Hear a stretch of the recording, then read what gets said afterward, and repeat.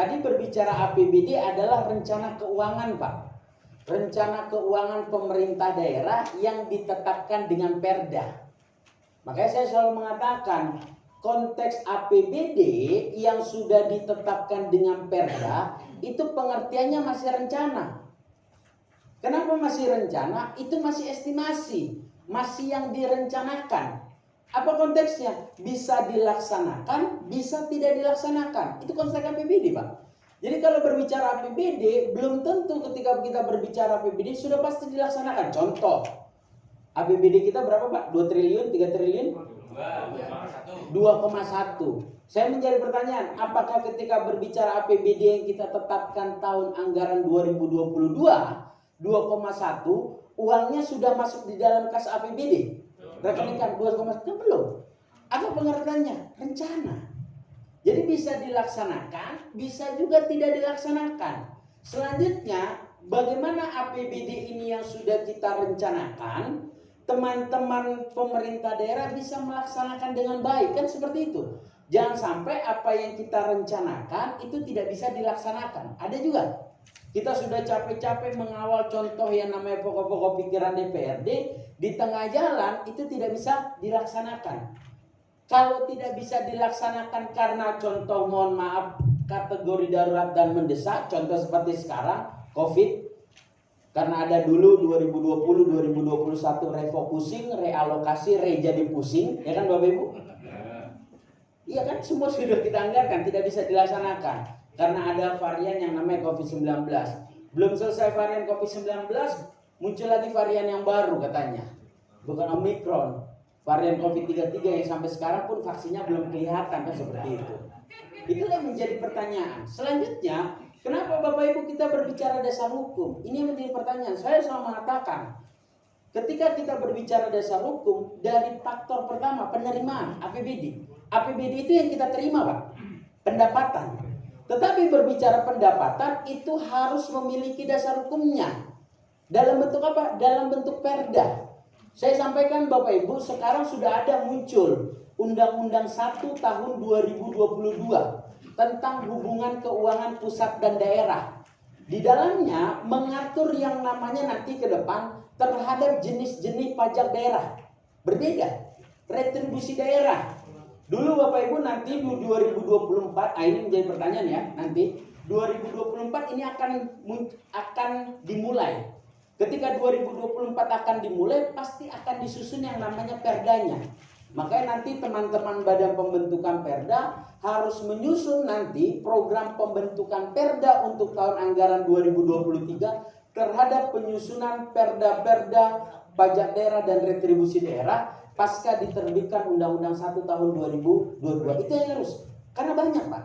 Contoh, tidak lagi nanti yang namanya nomenklatur pajak hotel. Tidak ada lagi yang namanya nomenklatur pajak restoran. Semuanya diakomodir menjadi pajak barang jasa tertentu.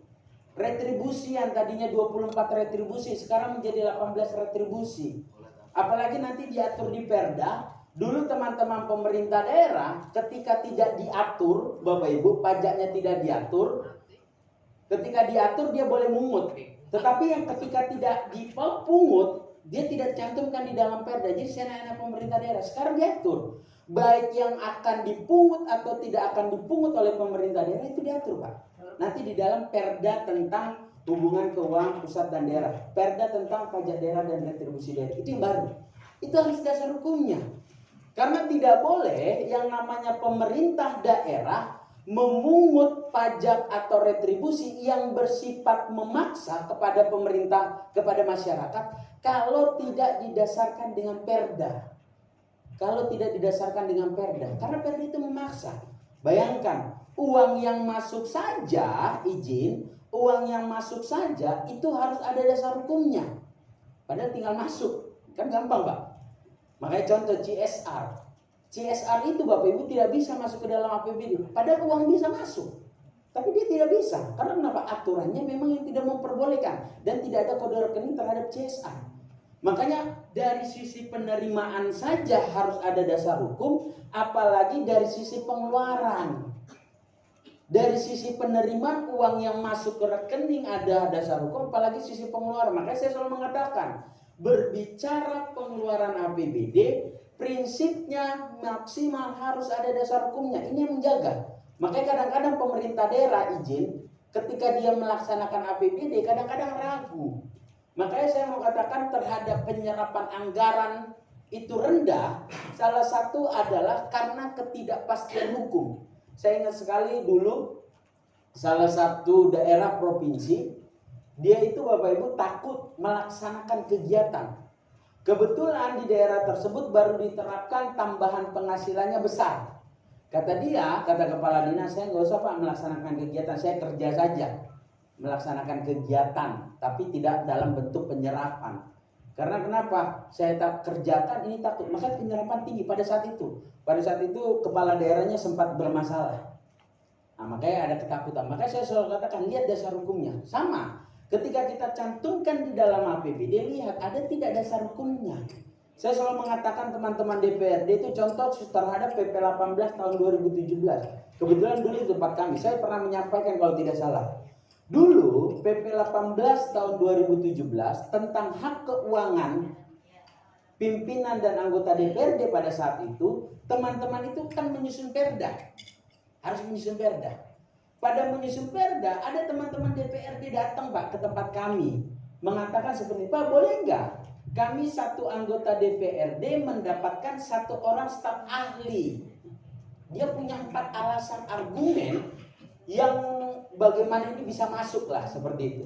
Contoh pertama katanya APBD kami besar Pak, kami mampu membiayainya. Yang kedua, yang kami awasi luas. Kami dari disiplin ilmu yang berbeda-beda, tidak mungkin berbicara dengan pemerintah daerah yang kata kasarnya baru lahirnya sudah di sana, CPNS sampai 20 tahun, sedangkan kita hanya 5 tahun, kami butuh seperti itu. Yang ketiga, kami telah sepakat dengan kepala daerah untuk memasukkan di dalam perda. Tetapi yang terakhir dikatakan, itu tidak dilarang kok Pak di dalam PP 18 tahun 2017. Saya cuma satu mengatakan, ketika tidak dilarang, Bapak Ibu berbicara APBD bukan hanya berbicara sepakat atau tidak sepakat dengan kepala daerah. Ketika tidak dilarang, mana yang mengamanatkan bahwa seorang anggota DPRD dapat dilengkapi satu orang staf ahli, mohon izin, tanpa mengurangi rasa hormat? Tidak ada. Apa maknanya? Ketika dia tidak diatur, tetapi tidak diamanatkan, ketika dia tidak dilarang, tetapi tidak diamanatkan, sama juga tidak boleh dianggarkan. Yang diperbolehkan untuk saat ini adalah alat kelengkapan DPRD yang boleh dilengkapi yang namanya kelompok pakar atau tim ahli. Karena kenapa? Setiap anggota DPRD ini mohon izin, kami lihat juga kemampuan keuangan daerah Pak. Tidak semua seperti teman-teman di Banjarnegara punya kapasitas uang yang di atas 1 triliun. Ada daerah kalau kita berbicara dari tempat-tempat lain, ya mohon maaf, APBD-nya tidak sampai 1 triliun. Kalau dilengkapi satu orang pasti kurang. Contoh dia dilengkapi satu orang, dia minta lagi, Pak ini masalah pemerintahan.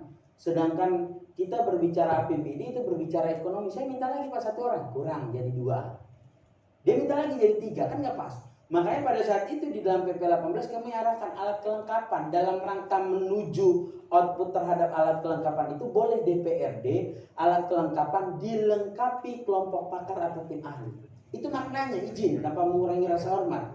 Jadi meskipun tidak dilarang, kalau tidak diamanatkan sama juga tidak boleh masuk di dalam APBD. Ini yang izin kami sampaikan, inilah kepastian hukum bagi teman-teman pemerintah daerah. Sama, sudah masuk ada daerah, Pak kami kan izin, ini kan karena COVID. Saya yang namanya manusia itu Bapak Ibu, ketika dia terdesak pasti banyak yang namanya inovasinya.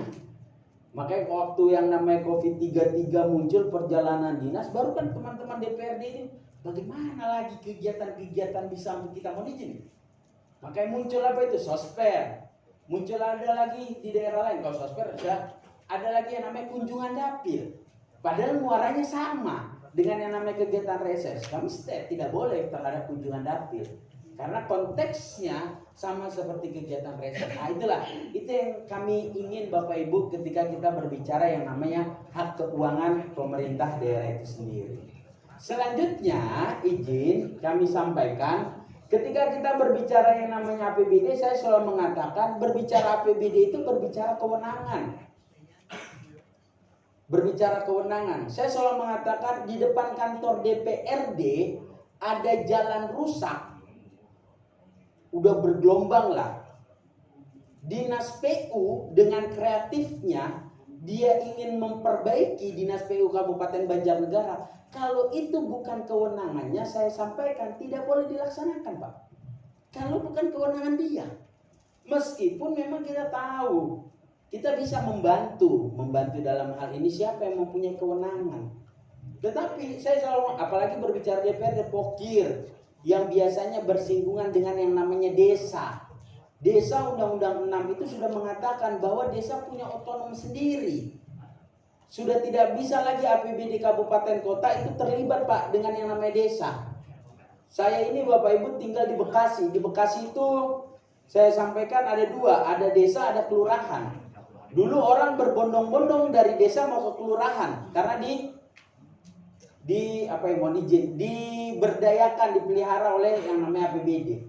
Tapi sekarang Bapak Ibu karena ada Undang-Undang 6 tersebut, Undang-Undang Desa, mau yang namanya kelurahan tersebut mau lagi kembali kepada desa. Karena dia punya anggaran. Anggarannya ada dari APBN, ada dari APBD. Sedangkan berbicara kelurahan, apalagi kondisi saat ini, pasti APBD-nya menurun. Makanya saya mau katakan, tolong lihat kewenangan. Saya selalu mengatakan berbicara APBD gampang Bapak Ibu. Mau Bapak Ibu berbicara pokir dan sebagainya, coba lihat aja kewenangannya, Pak.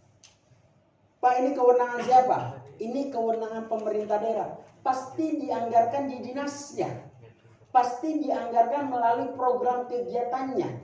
Pasti dianggarkan yang melaksanakan adalah SKPD-nya. Pasti seperti itu. Prinsipnya lihat kewenangannya. Yang kedua, Pak, ini kewenangan siapa? Oh, kewenangan pemerintah, bukan kewenangan Pemda. Coba cek. Kewenangan pemerintah pusat kah? Kewenangan pemerintah provinsi kah? Kewenangan desa? Kalau kewenangan pemerintah provinsi atau pemerintah desa, pasti jawabannya cuma satu, bantuan keuangan. Jadi kita berikan bantuan keuangan nih.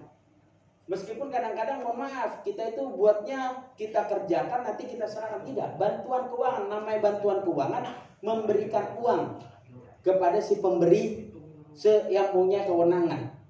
Pak, ini kewenangan pemerintah pusat, pasti hibah. Jadi kalau kewenangan pemerintah provinsi, kewenangan pemerintah desa, pasti nomenklaturnya belanja bantuan keuangan. Anggarkan, silakan. Kewenangan pemerintah pusat ini kewenangan yang namanya pasti hibah. Pak, ini punya masyarakat jalan usaha tani, pasti berbicara itu pasti dianggarkan lewat mekanisme hibah. Pak, bantuan kepada masyarakat yang namanya resiko sosial, kata kuncinya resiko sosial, pasti bansos. Selesai, Pak. Karena berbicara APBD memang saya katakan ribet, Pak. Ya makanya mohon maaf Bapak Ibu. Salah satu memang saya sampaikan ya, izin. Salah satu perubahan di dalam, saya nggak apa-apa ya di luar ini ya. Undang-Undang 1 Bapak Ibu, saya nggak tahu Bapak Ibu sudah menerima belum materi terhadap Undang-Undang 1 tahun 2022 tentang hubungan keuangan pusat dan daerah. Salah satunya merubah yang namanya jenis-jenis pajak daerah. Yang antara lain itu meningkatkan nih target pajak daerah dan retribusi daerah itu pasti lebih besar untuk kabupaten kota. Jadi nanti ada penambahan seperti PKB, BNN, KB itu langsung diterima pemerintah pusat, diterima pemerintah provinsi dan diterima langsung oleh pemerintah kabupaten kota. Sama. Yang memulai sama. Jadi kalau dulu kan diambil oleh pemerintah provinsi, nanti pemerintah provinsi membagi hasilkan. Sekarang nanti diambil sama. Jadi persentasenya dikatakan APBD provinsi akan turun karena berbicara pajak. Tetapi seluruh berbicara yang namanya kabupaten kota nanti akan tinggi, Pak, pajaknya. Jadi nanti boleh izin ya kita berbicara Undang-Undang 1 meskipun masih banyak ketentuan peralihannya. Kalau pajak daerah dan retribusi nanti akan muncul di 2024. Nanti penghitungan DAU itu nanti akan muncul di 2023 nanti.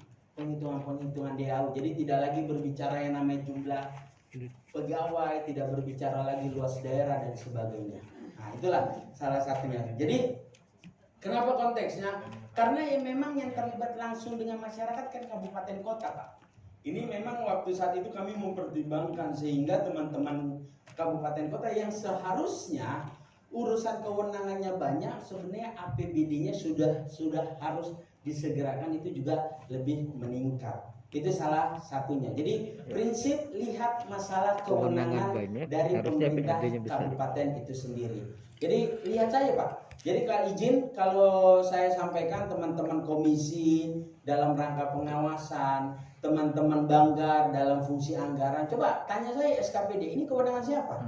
Nanti dari kewenangan itu makanya akan muncul yang namanya kode-kode rekening belanja. Gampang. Makanya kalau berbicara APBD tinggal lihat, tidak ada yang tidak bisa dibiayai sebenarnya. Meskipun harus memprioritaskan terlebih dahulu urusan yang menjadi kewenangan kita. Membantu tidak dilarang. Pak, kita ini pokirnya ada di desa. Boleh nggak Pak kita? Boleh Pak, silakan Pak. Boleh. Ya. Terima kasih. Tadi disampaikan tentang kewenangan Pak. Ini langsung saja. Kewenangan kaitannya dengan ruas jalan provinsi. Ya. Ini selama ini dalam provinsi dalam kabupaten. Terima kasih. Ini tadi bicara tentang kewenangan kaitannya dengan ruas jalan provinsi. Ya, yang saya tanyakan ini ruas jalan provinsi yang berada di daerah dataran tinggi Dieng. Inilah daerah wisata. Tapi sampai sekarang ini kerusakannya sudah sangat rusak sekali. Namun kami berulang kali mengusulkan kepada PUPR yang ada di Kabupaten Banjarnegara, ini masuk kewenangannya karena kewenangan daripada provinsi. Kami sudah berulang kali juga menghubungi PU provinsi juga, termasuk dinas-dinas tertentu, itu hanya cuma akan ditindaklanjuti, itu loh. Ini termasuk Dewan Provinsi pun tak hubungi ya, itu kewenangan dari apa itu ya, dari dinas juga. levelnya ke atas Pak. Nah kalau kabupaten pingin punya anggaran, pingin benar itu koordinasi ke atas. Enggak, ada uang nih. Uang ini digunakan ke provinsi. Kewenangan ini itu boleh. Saya mau dijelaskan. Bisa. Apakah kalau ruas provinsi kalau memang jadi misalnya beberapa kali ada diskusi, tapi provinsi tidak ada perhatian sama negara sekali. komit mau memperbaiki jalan itu. Kemarin ini dananya dihibahkan ke atas. Kami sudah berkumpul di desa. Ini panjangnya cuma Jarang terjadi loh. Oh banyak Pak. Kota Jogja itu sudah Sungai berkumpul Tode semuanya. dan lain-lain. Kalau seandainya Penggunaannya dikerjakan BBM supaya pusat masyarakat dua desa, ini bagaimana kewenangannya dan bagaimana resikonya? Ini bisa. karena berulang kali Badung ini itu dia ini yang Pamuntan ruas jalan provinsi ini penyumbang PAD terbanyak untuk Banjarnegara sampai 14-15 miliar per tahunnya itu, tapi sampai sekarang pun tidak ada perhatiannya sama sekali. Ini terutama ruas jalan provinsi, kami nggak bicara ruas jalan kabupaten, kami berbicara ruas jalan provinsi ini. Nah, kewenangan ini saya minta solusinya. Seandainya dari provinsi kok tidak ada perhatian sekali, terus kami berswadaya, kami kerjakan 2 desa atau 4 desa. Ini kewenangannya bagaimana dan resiko dan solusinya bagaimana? hanya uang di Terima kasih. atas. Berarti hibah pemerintah atas. Iya. Hibah ke pemerintah provinsi. Hibah. Iya. Iya kewenangan provinsi. Provinsi yang mengerjakan. Kan pada beda jalan desa. Jalan desa kan kewenangan desa, kabupaten dari sumbangan Ya. desa. Tapi Kabupaten minta intinya- bantuan keuangan ke desa. Ya, Itu kalau dari atas kan Iya, lakukan iya. jauh. Iya. Kalau kau dari atas ke bawah. Langsung saja tadi masalah kewenangan yang berhubungan dengan jalan usaha tani. Tadi disampaikan di situ ada kata kunci. Di situ ada kata kunci kalau jalan usaha tani itu masuk hibah. kelompok masyarakat. Nah, di kenyataannya, prakteknya yang untuk jalan usaha tani memang ada yang langsung lewat bantuan keuangan khusus desa, ada yang langsung lewat dinas pertanian. Otomatis kalau melalui dengan dinas pertanian secara otomatis yang mengerjakan nanti itu bukan swaklola, tetapi penyedia jasa atau pihak ketiga.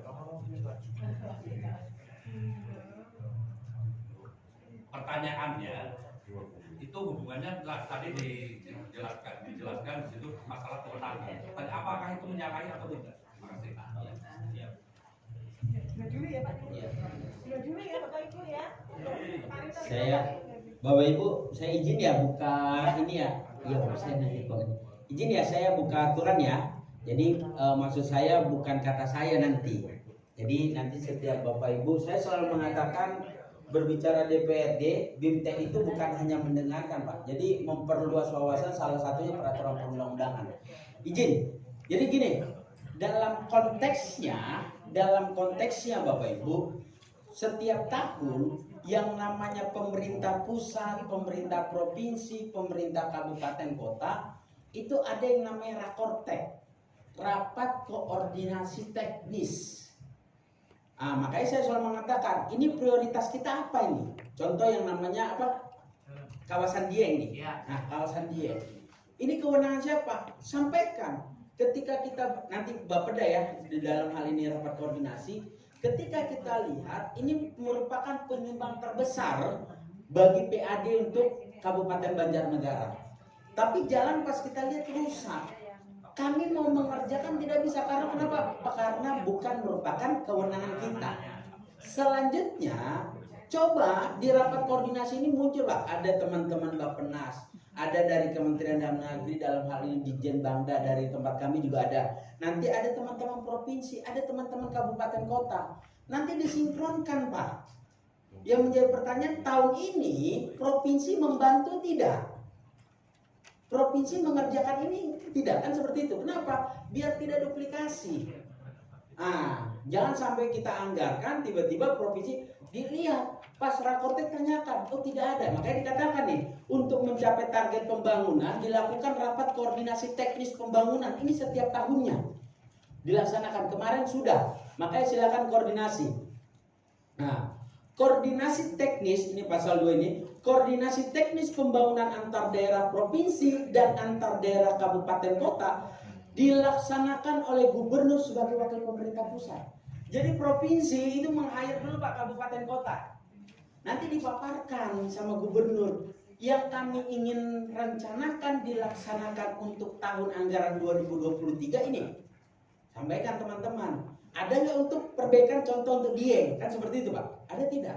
Kalau tidak ada, baru cuma satu solusinya. Karena dia tidak melaksanakan, berarti bagaimana? Boleh dong kita membantu. Jadi kabupaten kota nggak menjadi masalah Pak. Kita membantu provinsi. Memang analoginya seperti masa kabupaten kota membantu provinsi. Jangan heran.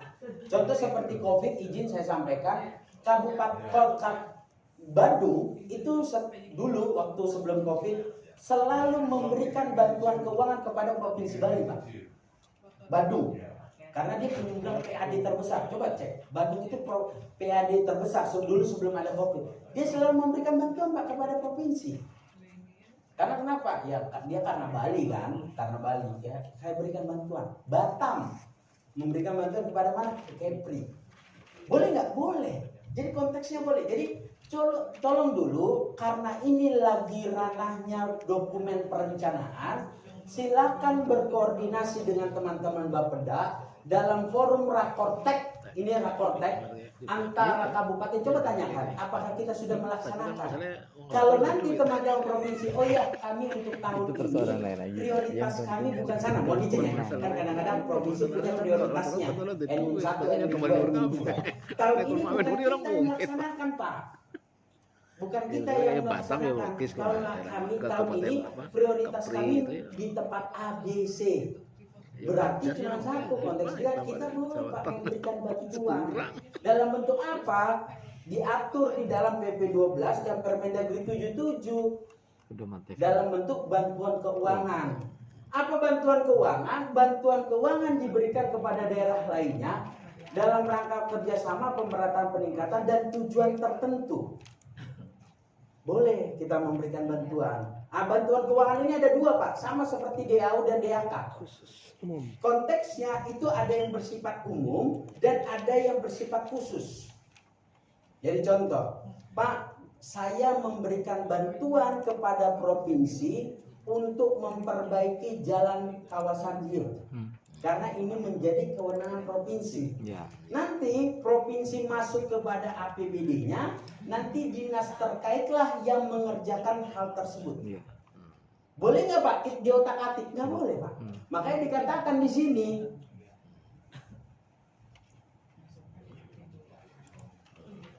izin ya, bantuan keuangan terdiri. Kalau Bapak tanya, Pak, mana dasar hukumnya? Ini sebenarnya terjemahkan di Undang-Undang 23. Bantuan keuangan terdiri, kalau kita kabupaten membantu provinsi itu di D. Bantuan keuangan kabupaten kota ke daerah provinsinya atau daerah provinsi lain. Ini contoh kemarin nih, ada yang di Sultan kemarin Pak, Sulbar terjadi bencana. Ada kabupaten ingin memberikan bantuan dan tidak boleh. Jogja dulu, mohon maaf, kami buatkan surat edaran pada saat itu untuk kabupaten kota membantu. Ini pakai kita masih kurang. Nah itu bisa. Jadi pertama konteksnya adalah lewat bantuan keuangan kabupaten kota ke daerah provinsinya. Itu pertama. Pasti pintunya di sana. Selanjutnya bantuan keuangan ada dua, bantuan yang bersifat umum dan bantuan yang bersifat khusus. Apa bantuan bersifat umum dan khusus? Pertama, kalau bersifat umum, peruntukan dan pengelolaannya diserahkan kepada pemerintah daerah penerima bantuan. Contoh, sama kayak Bapak Ibu. Bapak Ibu saya punya POKI, ada nih visi misi kepala daerah. Kalau saya terpilih, saya akan memberikan 200 juta kepada desa. Setiap desa setiap tahun saya berikan 200 juta. Untuk apa saja? Pokoknya untuk desa. Berarti tergantung desa mau digunakan untuk apa. Kan seperti itu. Inilah bersifat umum. Selanjutnya bersifat khusus.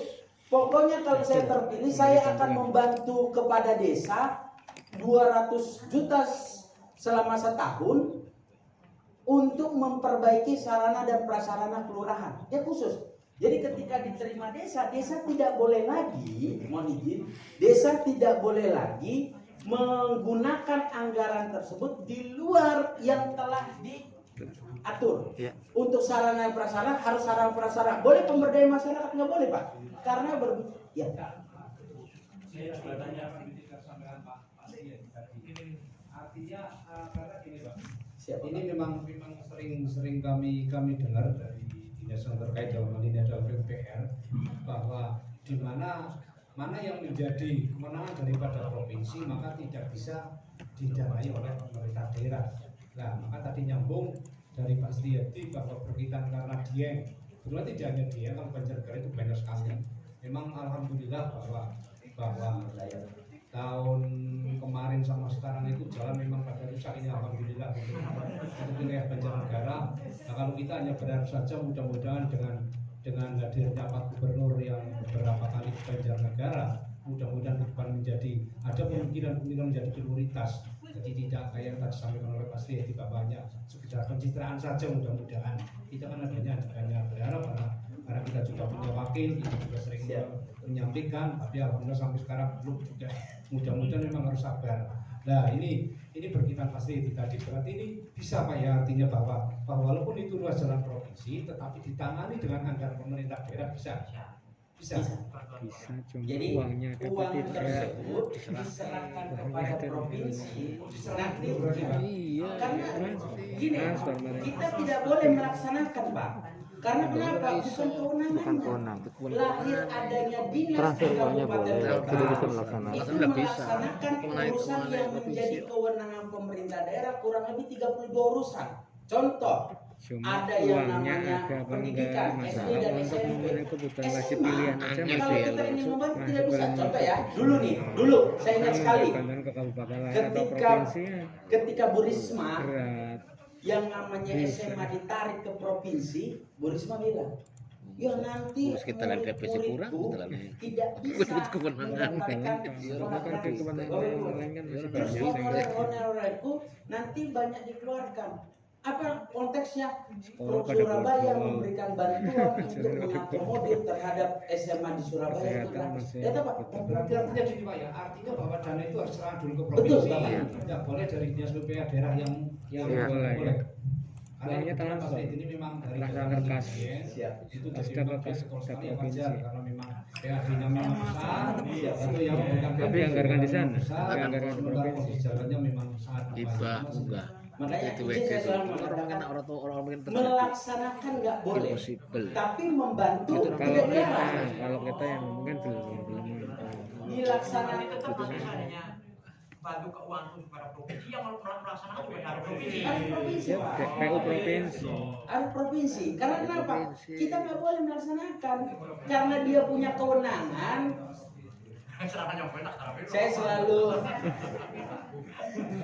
Saya selalu mengatakan izin. Ini intermezzo aja ya, izin. Ini tanpa mengurangi rasa hormat. Ini intermezzo saja. Ini kewenangan kita adalah mengurusi istri kita, Pak. Kebetulan di samping nih, ya kan, ada keluarga yang kurang mampu, anaknya kurang ini, kan nggak mungkin Pak kita urusin, kita yang membayar, kita berikan bantuan nih, karena dia punya kewenangan, dia yang membayar. Itulah konteksnya, seperti itu. Coba, tadi yang ditanyakan Pak Asdiadi itu kan masyarakat Pak. Dulu gini Pak, di Batubara dulu di tahun yang dulu itu banyak sekali jalan yang rusak. Banyak masyarakat yang secara sukarela nutupin lubang-lubang itu Pak. Ya. Kemudian yang orang yang jalan itu ngasih duit Pak. Ngasih. Nah, konteksnya di dia seperti itu Pak. Masyarakat pengen segera itu Pak. Apakah juga harus melalui mekanisme seperti itu? Masyarakat itu Pak. Nah, iya, harus melalui mekanisme seperti itu, pembangunan ke provinsi dulu baru dikerjakan. Ini masyarakat pengen segera Pak, segera di Swadaya masyarakat pasti dirasakan masyarakat dulu Pak. Apa? Swadaya masyarakat, bukan uang daerah, bukan uang desa loh Pak, masyarakat. Uang masyarakat langsung memperbaiki sendiri. Kalau itu kan nggak masuk APBD, Pak. Itu kan mekanisme sana. Ini kan yang kita kelola ini kan APBD. Mas, maksudnya gini Mas, mohon maaf. Siapa, Ini Pak? gini, tadi yang saya tanyakan, karena kaitannya dengan apa? Dari PU Banjar, dari kabupaten nggak bisa, apa harus bantuan khusus dulu ke provinsi, nanti provinsi yang mengerjakan. Padahal jalan itu harus segera kerjakan karena memang sangat mendesak sekali. Yang tadi saya tanyakan, bagaimana seandainya dikerjakan oleh swadaya masyarakat dan langsung dikerjakan oleh masyarakat. Ini yang saya tanyakan seperti itu. Ini Kalau kira-kira boleh nggak dan aturannya bagaimana? Terus kita ada sanksinya nggak seandainya dikerjakan masyarakat? kalau swadaya masyarakat, Itu masyarakat boleh nggak boleh karena nggak masuk di dalam APBD. Tetapi kan itu nggak apa-apa Pak. Itu kan merupakan jadi catatan sindiran ya. Ketika pemerintah dalam rangka, ya kan salah satunya kan adalah mensejahterakan masyarakat, tetapi pemerintah sendiri kan seperti itu. Ah, ini Bapak Ibu saya bilang konteksnya ya. Ini kebetulan dulu ada di kampung saya Pak. Ini cerita menarik. Saya bilang